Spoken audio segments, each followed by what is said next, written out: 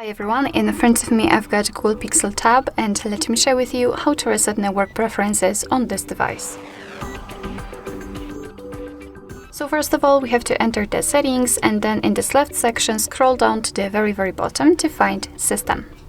Now let's scroll down to find Reset options and tap on Reset Wi-Fi and Bluetooth.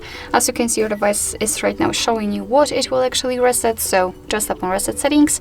We will have to confirm it with the screen lock, and we've got also the information that we cannot undo this action. So let's tap on Reset Settings and wait, and as you can see, we've got this information, which simply means that we just successfully reset all network preferences. Alright, so that'll be all. Thank you so much for watching. I hope that this video was helpful, and if it was, please hit the subscribe button and leave the thumbs up.